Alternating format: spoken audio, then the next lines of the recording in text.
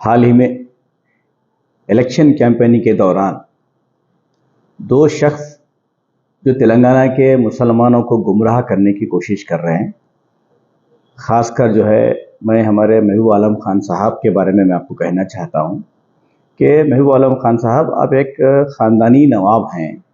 जब आप अपने आप को ख़ानदानी नवाब कहते हैं तो आपकी लैंग्वेज भी नवाबी ख़ानदान जैसी होना चाहिए।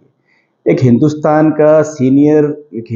के सीनियर चीफ मिनिस्टर, एक सीनियर कायद को पकड़ के आप उनकी लैंग्वेज में झूठा बोलना और कुछ बोलना, ये आपके लिए शोभा नहीं देता।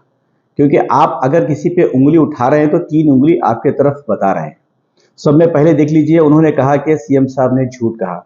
सीएम साहब कभी भी झूठ नहीं बोलते हैं। देखिए, इलेक्शन में अगर कुछ वादे करते हैं उसमें से मैक्सिमम जो काम होते हैं, अगर एक आध काम अगर नहीं हुआ तो उसके कुछ वजूहात होते हैं। ऐसा वो बार बार ये कह रहे हैं कि 12% रिजर्वेशन के बारे में 12% रिजर्वेशन के बारे में चीफ मिनिस्टर जनाब केसीआर साहब का दिल साफ रख के, नीयत साफ रख के वो असेंबली में और काउंसिल में बिल पास करके सेंट्रल गवर्नमेंट को भेज दिया गया। हुकूमत बीजेपी की रहने की वजह से रिजर्वेशन का बिल पास नहीं हो रहा है, क्योंकि हमको बीसी कोठा बढ़ाने के बाद रिजर्वेशन को अमल करने के लिए केसीआर साहब का ये मंसूबा बना था। हुकूमत बीजेपी की अगर नहीं होती, अगर केसीआर साहब की हम ख्याल हुकूमत होती, अगर केसीआर साहब की मदद से अगर सेंट्रल गवर्नमेंट में हुकूमत अगर बनती तो केसीआर साहब बराबर रिजर्वेशन को देते हैं। केसीआर साहब आज भी उस बात पे कायम हैं। तो मैं महबूब आलम खान साहब से मैं ये पूछना चाहता हूं कि आप किस बुनियाद पे कांग्रेस का सपोर्ट कर रहे हैं, उसका एक जवाब दीजिए आप। ठीक है, आप केसीआर साहब को 12% के बारे में बोल रहे हैं और कॉलेजेस बंद हो गए बोल रहे हैं। तो एक तो 12% के बारे में आपको मैं रिजर्वेशन के बारे में क्लियर कर दिया। दूसरा, कॉलेजेस के बारे में जो आप बोल रहे हैं, वाईएस राजशेखर रेड्डी की हुकूमत में फीस रिएम्बर्समेंट का जो स्कैम हुआ था, बहुत से इंजीनियरिंग कॉलेजेस जिनके पास स्ट्रक्चर नहीं है, जिनके पास फैकल्टीज नहीं है, बहुत से लोगों के पास 50 तुलबा अगर है तो उनको 200-300 नाम लिख के फीस रिएम्बर्समेंट लेके स्कैम कर रहे थे।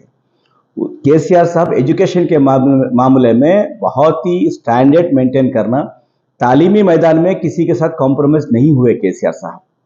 बहुत से लोगों का टीआरएस में काम करने वाले एमएलसीज के भी कॉलेजेस क्लोज हुए, जैसा पल्ला राजेश्वरी साहब का कॉलेज है, हमारे महबूब नगर में जेपीएमसी कॉलेज है, जिनके पास स्ट्रक्चर नहीं रहने की वजह से बहुत से पोल्ट्री फार्म में इंजीनियरिंग कॉलेजेस खुले, वैसे कॉलेजेस को बंद किया गया। उसके अलावा मैं आपसे पूछना चाहता हूं कि आप बार बार बोल रहे हैं कि आप ऐसे कांग्रेस को सपोर्ट कर रहे हैं जिसका निशान हाथ है वो खूनी हाथ है। पूरे हिंदुस्तान में फसादात करने वाला कांग्रेस का हाथ। आप ऐसे हाथ को खूनी हाथ को आप सपोर्ट करने के लिए तेलंगाना के मुसलमानों को गुमराह कर रहे हैं, ये आपको शोभा नहीं देता है। मैं पूछना चाहता हूं आपसे कि आप जब कांग्रेस के दौर में टेररिस्ट एक्ट के तहत कई मुसलमानों को जेलों में भर दिया गया, आप जब कहां थे? कई मुसलमानों को फसादत में खत्म कर दिया गया, जब कहां थे आप? कांग्रेस के दौर में कई चीजों को मुसलमानों को तालीमी इदारे नहीं खोले गए, कई स्कीमात नहीं ला गए, जब आप आवाज क्यों नहीं करें? आज आप कांग्रेस का साथ दे रहे हैं, उसकी वजह क्या है? आप अगर कांग्रेस का साथ दे रहे हैं तो आपका जाती इख्तियार है, हम उसमें नहीं बोलेंगे, लेकिन आप तेलंगाना के मुसलमानों को जो गुमराह कर रहे हैं वो आपको शोभा नहीं देता है। मैं पूछना चाहता हूं, ये 10 साल में आप बोल रहे हैं कि मुसलमानों के लिए केसीआर साहब कुछ नहीं किए। आप सब में पहले नोट कीजिए, मेरे सवाल का जवाब आप दीजिए। आप बड़े हैं, हम आपकी इज्जत करते हैं। हम आज भी कि केसीआर साहब हमको पार्टी में ये सिखाए हैं कि किसी बड़ों के साथ बदतमीजी नहीं करना, लेकिन अखलाकी दायरे में हम आपको जवाब दे रहे हैं। हम चाहे तो हम भी बहुत जवाब दे सकते हैं आपको, लेकिन ये अखलाकी दायरे में है। अगर दोबारा फिर केसीआर साहब के ताल्लुक से अगर आप गलत बोलेंगे तो हम भी हमारी लैंग्वेज को भी गलत करना पड़ेगा। सब में पहले सवाल आपसे है कि तेलंगाना हुकूमत बनने से पहले मुत्तहिदा आंध्र प्रदेश में हमारे मुसलमानों के लिए कितने इदारे थे, आप उसका जवाब दीजिए। दूसरा शादी मुबारक के तहत कांग्रेस के दौर में स्कीम जो थी उसके लिए क्या खर्चा करे, वो जवाब दीजिए।